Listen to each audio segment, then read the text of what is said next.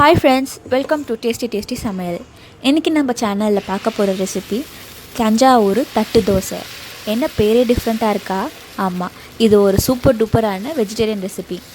இது பேர் மட்டும் இல்லை, டேஸ்ட்டு கூட சூப்பராக இருக்கும். வாங்க எப்படி பண்ணுறதுன்னு பார்க்கலாம். தஞ்சாவூர் தட்டு தோசை செய்ய நம்மளுக்கு தேவையான பொருட்கள் என்னென்னு பார்க்கலாம். சின்ன வெங்காயம் பொடி பொடியாக நறுக்கி எடுத்துக்கோங்க. துருவின கேரட், கொஞ்சமாக கருவேப்பிலை, நறுக்கின பச்சை மிளகாய், பொடியாக நறுக்கின கொத்தமல்லி. அடுத்ததாக பார்த்தீங்கன்னா பன்னீரை சின்ன சின்ன க்யூப்ஸாக கட் பண்ணி எடுத்துக்கோங்க. தக்காளி, பொடியாக நறுக்கின தக்காளி, இட்லி பொடி, ஜீரகப்பொடி, ரெட் சில்லி ஃப்ளேக்ஸ், காய்ந்த வெந்தயக்கீரை, கஸ்தூரி மெட்டி. ஃபஸ்ட்டு நம்ம இப்போது மசாலா ரெடி பண்ணிடலாம். மசாலா ரெடி பண்ண ஒரு பேனில் கொஞ்சமாக எண்ணெய் விட்டுக்கோங்க. எண்ணெய் நல்லா காஞ்ச உடனே நம்ம பொடியாக நறுக்கி வச்சுருக்க சின்ன வெங்காயம் போட்டு லைட்டாக வதக்கிக்கலாம். சின்ன வெங்காயத்தில் தான் இந்த டிஷ் செய்யணும்னு கேட்டிங்கன்னா இல்லை, பெரிய வெங்காயம் கூட நீங்கள் யூஸ் பண்ணிக்கலாம். பட் ஆனால் நீங்கள் சின்ன வெங்காயம் செய்யும் போது டேஸ்ட் நல்லாயிருக்கும், உடம்புக்கும் ரொம்ப நல்லது.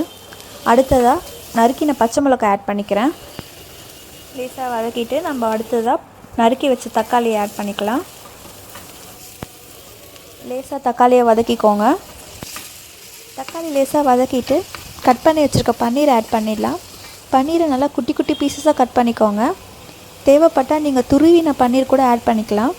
பட் ஆனால் நீங்கள் சின்னதாக கட் பண்ண பீசஸோட பன்னீர் ஆட் பண்ணிங்கன்னா சாப்பிடும் போது நல்லாயிருக்கும். அடுத்தது பார்த்திங்கன்னா நான் துருவின கேரட் ஆட் பண்ணுறேன். கூடவே கருவேப்பிலையும் ஆட் பண்ணிவிடுங்க. ஆட் பண்ணிவிட்டு லைட்டாக வதக்கி விடுங்க. இந்த எல்லா இன்க்ரீடியன்ஸுமே ரொம்ப வதக்கணும்னு அவசியம் இல்லை, நீங்கள் லைட்டாக வதக்கினாலே போதும். இப்போது இதில் ரெட் சில்லி ஃப்ளேக்ஸ் ஆட் பண்ணுறேன். ரெட் சில்லி ஃப்ளேக்ஸ்னால் ஒன்றும் இல்லைங்க, காஞ்ச மிளகாவை மிக்சியில் போட்டு பொடி பண்ணி வச்சிங்கன்னா இந்த மாதிரி பொடி பொடியாக வரும். அதுதான் ரெட் சில்லி ஃப்ளேக்ஸ். காரத்துக்கு தகுந்த அளவுக்கு நீங்கள் ஆட் பண்ணிக்கோங்க. நம்ம ஆல்ரெடி பச்சை மிளகா ஆட் பண்ணியிருக்கோம். ஸோ உங்கள் காரத்துக்கு ஏற்ற மாதிரி ரெட் சில்லி ஃப்ளேக்ஸ் ஆட் பண்ணிக்கோங்க. வீட்டில் குழந்தைங்க இருக்காங்க, பச்சை மிளகா வேணான்னு விருப்பப்பட்டிங்கன்னா நீங்கள் பச்சை மிளகாவை ஸ்கிப் பண்ணிடலாம். ரெட் சில்லி ஃப்ளேக்ஸ் போட்டு லைட்டாக வதக்கிட்டேன். இப்போ இது கூட நான் ஜீரகப்பொடி ஆட் பண்ணுறேன். ஒரு டீஸ்பூன் அளவுக்கு ஜீரகப்பொடி ஆட் பண்ணிக்கோங்க. ஜீரகப்பொடி ஆட் பண்ணும்போது நல்ல ஒரு ஃப்ளேவர் கிடைக்கும் உங்களுக்கு இந்த மசாலாவில், ஜீரண சக்தியும் அதிகரிக்கும். ஸோ இப்போ இது ஆட் பண்ணிவிட்டு லைட்டாக வதக்கிக்கலாம். தேவையான அளவுக்கு உப்பு ஆட் பண்ணிக்கோங்க. இந்த மசாலாவுக்கு தேவையான அளவுக்கு மட்டும் உப்பு போட்டால் போதும். மாவில் உங்களுக்கு ஆல்ரெடி உப்பு இருக்கும். அடுத்தது பார்த்திங்கன்னா நான் ஹோம்மேட் இட்லி பொடி ஆட் பண்ண போகிறேன். ஒரு 1லேருந்து 1.5 டேபிள் ஸ்பூன் அளவுக்கு ஆட் பண்ணிக்கலாம். கொஞ்சம் ஸ்பைஸியாக வேணும்னு விருப்பப்பட்டிங்கன்னா 2 டேபிள் ஸ்பூன் அளவுக்கு கூட ஆட் பண்ணிக்கலாம். நீங்கள் லைட்டாக மிக்ஸ் பண்ணுங்கள். மிக்ஸ் பண்ணிவிட்டு லாஸ்ட்டாக நம்ம ஆட் பண்ண போகிற இன்க்ரீடியன்ட் பார்த்திங்கன்னா கஸ்தூரி மெட்டி. கஸ்தூரி மெட்டினா வேறு ஒன்றும் இல்லை, காய்ந்த வெந்தயக்கீரை தான். இது 1 டேபிள் ஸ்பூன் அளவுக்கு ஆட் பண்ணிக்கலாம்.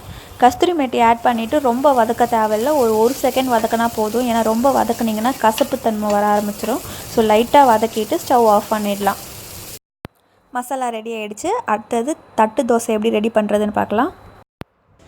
இப்போது தோசைக்கல் போட்டிருக்கேன். தோசைக்கல் நல்லா சூடானதுக்கப்புறமா ஒரு கரண்டி அளவுக்கு தோசை மாவு எடுத்து ஊற்றி நல்லா தேய்ச்சிக்கோங்க.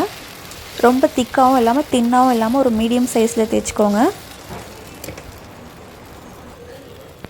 இதுக்கு மேலே நம்ம ரெடி பண்ணி வச்சுருக்க மசாலாவை தூவிக்கலாம். தேவையான அளவுக்கு மசாலா போட்டுட்டு இந்த மாதிரி லைட்டாக ப்ரெஸ் பண்ணி விடுங்க. இப்படியே சுட்டு எடுத்து நீங்கள் ஊத்தாப்பம் மாதிரி கூட சர்வ் பண்ணலாம். பட் நம்ம இன்றைக்கி தட்டு தோசை பண்ண போகிறோம். ஸோ அகெயின் ஒரு கரண்டி மாவு எடுத்து மேலே ஸ்ப்ரெட் பண்ணிக்கிறேன். நல்லா ஈவனாக ஸ்ப்ரெட் பண்ணுங்கள்.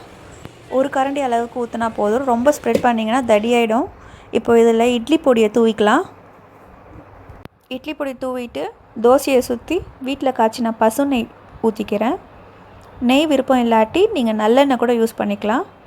நெய் ஊற்றும் போது உங்களுக்கு நல்ல ஒரு அரோமா கிடைக்கும், நல்ல டேஸ்ட்டாக இருக்கும். மேலே கொத்தமல்லி இலையை தூவிக்கோங்க. லைட்டாக ப்ரெஸ் பண்ணி விட்டுக்கோங்க. கேஸை நல்லா லோ ஃப்ளேமில் வச்சு குக் பண்ணுங்கள். லோ ஃப்ளேமில் வச்சு குக் பண்ணும் போது ஈவனாக குக் ஆகும். பாருங்கள் மேலே பார்க்குறதுக்கு எவ்வளோ எம்மியாக இருக்குன்ட்டு. இப்போது கீழே வெந்த பிறகு அடுத்த பக்கம் திருப்பி விட்டுடலாம். நான் இரும்பு கல்லில் இன்றைக்கி குக் பண்ணுறேன். இரும்பு தோசைக்கல்லில் குக் பண்ணும்போது கீழே அப்படியே உங்களுக்கு ஈவனாக குக் ஆகிருக்கும். பாருங்கள் கீழே எவ்வளோ பொன்னிறமாக செவந்து வந்திருக்குன்னு.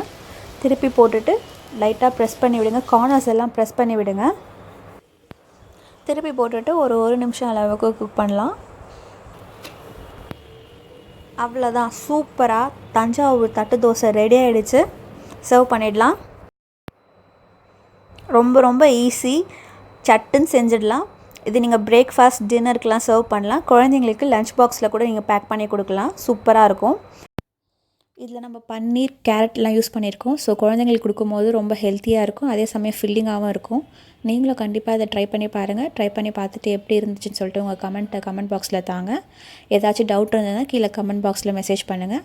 இந்த வீடியோ உங்களுக்கு பிடிச்சிருந்ததுன்னா லைக் பண்ணுங்கள், ஷேர் பண்ணுங்கள். மறக்காமல் நம்ம சேனலை சப்ஸ்கிரைப் பண்ணுங்கள். அடுத்த வீடியோவில் பார்க்கலாம். Bye friends.